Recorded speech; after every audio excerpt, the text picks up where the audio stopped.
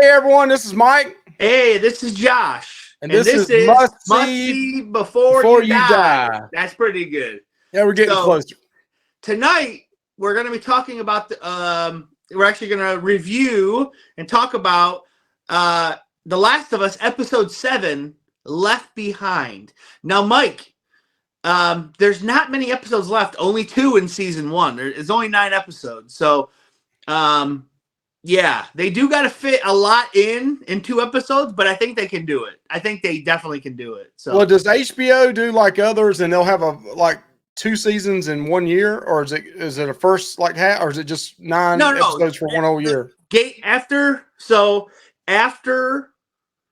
episode 9, um, season or the game 1 will be over from what I'm seeing.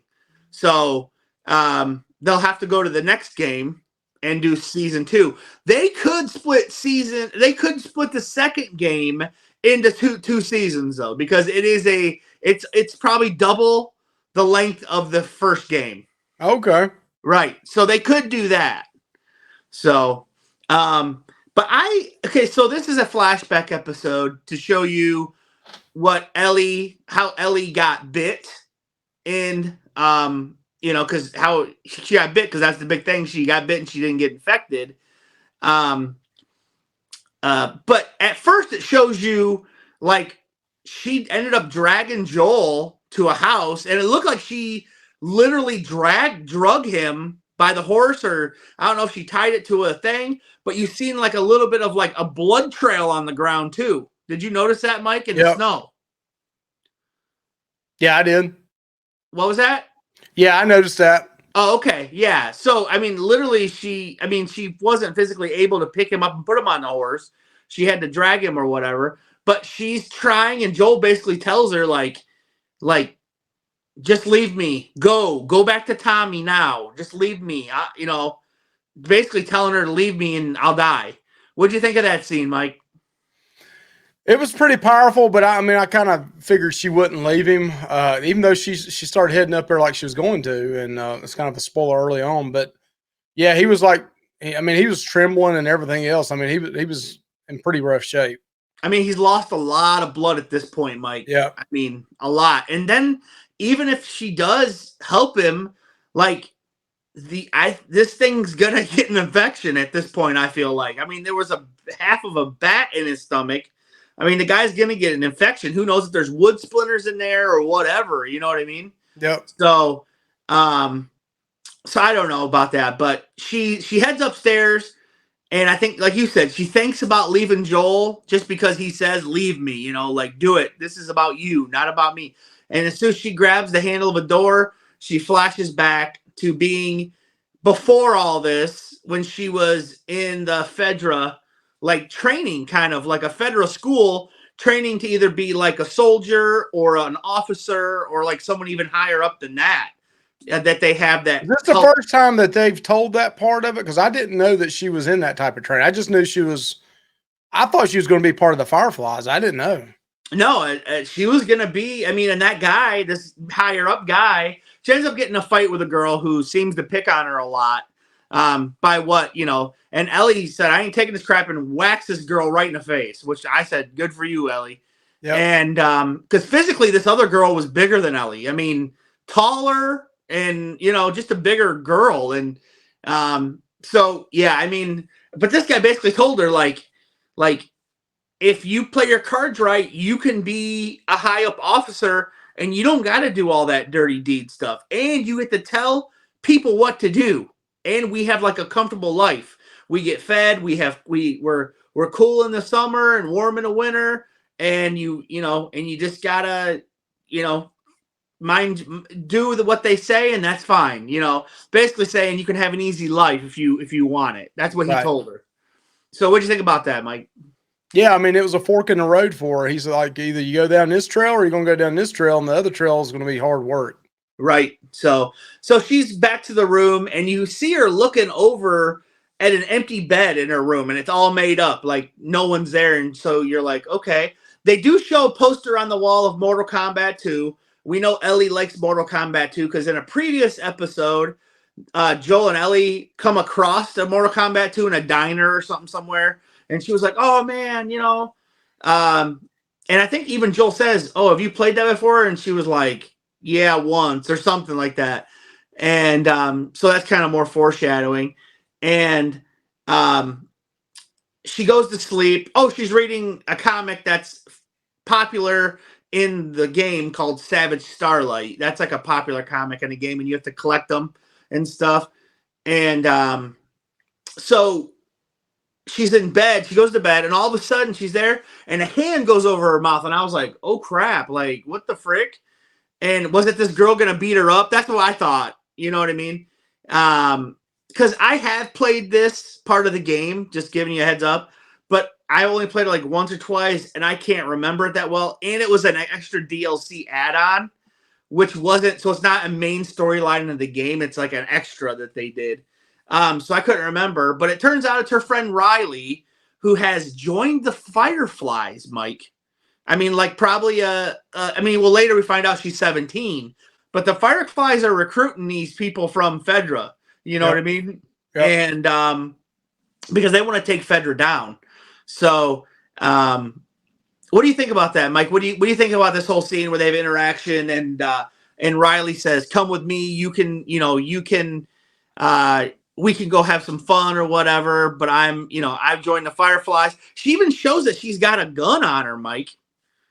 Yeah, the other girl doesn't like it. I mean, she's like, I can't, because the guy at the beginning too also explains the difference in what Fedra and the Fireflies are, and he's trying to say if it wasn't for us, there'd be total chaos out there, and we're kind of like, it's like the military police in a way. I'm sure Fedra is the federal government or something, but yeah, you can tell there's a clash there because one's saying I'm gonna stick with Fedra, and the other one's a Firefly now. So you can tell it's a little bit of a conflict. Right, like Ellie keeps sticking up for Fedra, even though she doesn't like it. Though, really, she doesn't. But I think she feels like having that life that the officer was telling her about is better than being with the Fireflies and being on the run and causing conflict a lot. I think that's what she thinks. So they end up sneaking out, and there's a cool scene where they're on the rooftops and they're hopping roof to roof to roof, like just over because Riley's taking her somewhere, and it's just a cool scene. They're jumping over these buildings. I mean, it's not a huge gap, but heck, I couldn't jump over that gap, Mike. I don't think, but I could have done a somersault over it. But yeah, there's a cool scene, and she's taking her somewhere, and turns out Riley's taking her to the local mall, and it's like an 80s 90s mall. Yeah, it's really cool. Even though this would have happened in 2003, it still definitely was very 90s. Mm-hmm. The mall for sure. I mean, it reminded me of when I was in high school, like from 98 to 2002. That's what the mall reminded me of. So they get into this area of the mall, and then Ellie's like, "What you gonna do? Electrocute me or something?" Because they were like in the electrical room or whatever. I thought that was funny. And then Riley said, "No, go out there and I'll show you some stuff." And she goes out there, and Ellie's like, "Yeah, I'm out here." And as soon as that is, Riley turns on the power to the mall, and everything starts lighting up like one section at a time. It's like boom, boom, boom, boom as it gets closer to her, and it's cool lit up, isn't it, Mike? Yeah, I mean, I can imagine for in that time period you hadn't seen anything like that in years, or never seen it really. Ellie's never seen it. And then all of a sudden you cut it on, and you're like, whoa. Ellie grew up with Fedra. I mean, she was like her mom. She was taken from her mom when she was real little, so she never knew any of this, dude. Yep. Sounds like Riley had, because she had parents or something. She said, but so the first thing is Riley wants to show her these 4 wonders of the mall. And that's what she kept on telling her. Well, it takes her over to the escalator, and Ellie flips out over this escalator. It was really funny. And she's going up and down it, running backwards. And she's like, wait, electric steps? It was funny. Yeah. Yeah. So, and she did the old, put your legs up on the thing and go down like that, you know, Yeah. like and not use the steps actually, but to use the railings. I've seen people do that before. But yeah, so she's showing her this stuff, and what's the next place she shows her, Mike? Oh, well, she also takes her back and finds out that's where she sleeps at. Well, that's not yet. That's Right. further, Mike. So the next wonder is the carousel. There's a carousel in this mall. That's one of the last ones, right? No, that's the next one. Next to the last. I thought that was next to the last one. No, that's the next one. And they go there, and she's never seen anything like this. She gets it to working, and she rides the horse, and you can just tell Ellie is totally entranced by Riley. At this point, she's staring at her, and you could tell there's some kind of bond between them. Like they're best. You can tell they're best friends, but you can tell there's probably a little bit more than that. Like yeah, like they have a crush on each other, and just the way Ellie's looking at her, and then yeah, the carousel, and then it stops working. And then she's like, I'll take you to this next place. And she's like, it's even better. It's going to melt your brain. That's what Riley tells Ellie. And they go there. Oh, no. The next place is the camera where they go take pictures of each other in a photo. Oh, yeah. And they take some pictures, and then it prints it out. And Riley has $5. And before I was like, wait, how did she get $5? Like, money means nothing in this society. You know what I mean? Like, so I was like, how'd she get that? But later on, all that money was on the ground from the change machine at the arcade. So they go to an arcade next, and it is glorious, Mike. Yep. It's taking me right back to the 80s and 90s. Dude, it had Joust. It had like, I think it had Pac-Man. It had Daytona. It had Daytona USA, Mike, like the driving. Yep. Ellie got behind that. And then she goes, man, but we can't use none of these. And Riley said, yes, we can. And she turns over, and she's broken into the coin machine and tips over the quarters, and they just come dumping out. They got buckets. They got a bucket full of quarters. And the game that Riley has been wanting to play all this time, Riley walks over to it, and it is Mortal Kombat 2. And personally, this game was a favorite of mine as a kid. I remember my cousin got it for Christmas, whatever year it came out, and we thought it was the best. We thought it was the best thing ever. I did play it in the arcade as well. So this kind of brought back nostalgia memories for me as well with this Mortal Kombat 2 machine, which I really liked, you know. And I liked how Ellie didn't know how to play it at all. You know what I mean? She didn't know how to play it or anything like that. The next thing that they go do is, like you said, she takes over to the food court, and while she's talking to her, she's got a pun book to give her. And so she's got this pun book. Well, Ellie figures out that this wasn't what she thought it was, because it turns out Riley has been staying there all this time that she's been gone for, 3 weeks or whatever? Yeah. And she's like, I think she's scoping it out and like trying to like find things there, and she's made pipe bombs and all this other stuff. I don't know if they were planning on blowing them all up. Yeah, I thought at one time Ellie was saying, you know, you were stationed here. Right. What do you make of it, Mike? That whole situation? Yeah, that's one of those, you know, I can see both of them's point on it. I mean, she's thinking you're gonna kill people like me that are trying to be in Fedra, and you're gonna use that on people that are innocent. Right. But in their eyes, in Firefly's eyes, no one in Fedra is innocent. Right. Right. So, but yeah, so that's the whole thing. And then Ellie gets pissed off and leaves. And then Riley says, don't go. This is my last day here. I'm leaving. Fireflies are going to station me in, I can't remember, Cincinnati. I think I said Georgia, didn't I, or something? I don't know. Yeah, Cincinnati, Georgia, one of them. I don't know, Virginia. So, yeah, you're right. And so that Riley gets really mad and like leaves. And she's like, okay, bye. And then she left. But then she comes back and, while this has happened, while they were in an arcade, we didn't mention this.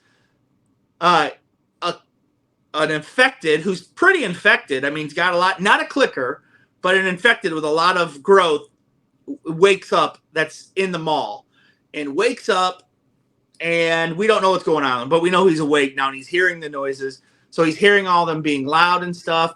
Riley told her there was no infected in this mall Right. earlier. So, but she comes back because she's like, okay, I need to talk to my friend. I shouldn't have stormed off like that. She comes back, she hears screaming, Mike, and she's like, Riley, and she's running, and she goes into the store. But what is it, Mike? It's a you talking about the store at the end? Yeah. It's That's like a Halloween it's USA. like a Halloween decoration store. Yeah, it's like a Spirit Halloween. Yeah, like a Spirit Halloween. Right. And so it's actually like a thing that's in there. It's like yelling. Yeah, like an animatronic that pops up. Right. And so this part was she gave her a mask after they kind of made up or whatever. She gave Ellie a mask. They put on Halloween masks, which I think is funny. And then she hooks up Ellie's Walkman. She had her Walkman. She stole it from her room. And she starts playing this music. And they start dancing and blah, blah, blah together. And then after that, they like realize it, and Ellie's just staring at her, and they end up kissing. Just an innocent like peck on the lips. It ain't no, it's just an innocent peck on the lips when you're young. And Ellie said sorry, and Riley says for what? And dude, Ellie just lit up after that. She was happy. Like, that would be scary, like for anybody. I mean, and when you kiss somebody that you like, and you want them to like you back. You know what I mean? Yep. And she does. So that was like a light up moment. And as soon as they give that to them, Mike, what do? They take it away, don't they? Yeah. As soon as Ellie's having like basically the best day of her life, they take it away because here comes this infected in there. And Riley's got that gun. She shoots it a couple times. She does shoot it in the leg, and he like falls, but he attacks them. They're fighting it. They're both. Man, the fight was pretty good, I thought. Yeah. I mean, it's like a full-grown man fighting these young women, and she's on top. They're both fighting. He almost gets Ellie. He almost gets Riley, but then finally Ellie stabs it right in the head with her knife, and she does that a lot in the game. So, turns out, and then they're both like, oh my God. But then turns out Ellie was bit right here, as we know. And she's freaking out. Riley shows she got bit right here. And so basically they're both like, okay, Ellie's really mad. And she's like, they both sit down and they're like, we can either do this one or two ways. We can, because she has her gun. She's like, we both can take the easy way out and shoot ourselves in the head right now. Or we can sit here until we both lose our minds together. And they chose to both lose their minds together, though we know Ellie never did. So right. I'm assuming Ellie had to finish Riley off. But I'm kind of expecting that next episode. So coming back. Well, this is where Marlene must have found, because they must have went to check on Riley, the Fireflies at the mall. And then this is where they must have found Ellie and were like, whoa, you've been bit and you're not turned yet. You know what I mean? All this has had to happen that way. And they cut back to where she's with Joel and she's thinking about leaving, but then all of a sudden she's up there and she's just tearing drawers out looking for something, just not giving up on Joel. And I love that. I think that was great. She finally finds something, a needle and a thread. She runs down there, and she's like, gets with Joel and grabs his hand like, I'm not leaving you, Joel. All right. And man, that was nothing was said, Mike, but it was a powerful moment because they both were staring each other in the eyes. Mm-hmm. And it was powerful, in my opinion. Yep. Yeah. And she starts trying to sew it shut. And if I'm not mistaken, that's how the episode ends.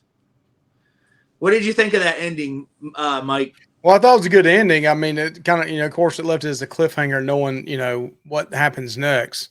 Right. It did give the backstory of how she got bit. Mm-hmm. And also how she feels about losing people because somebody she cared for, we take it, she's killed. I mean, she was bitten, and you kind of read between the lines, right?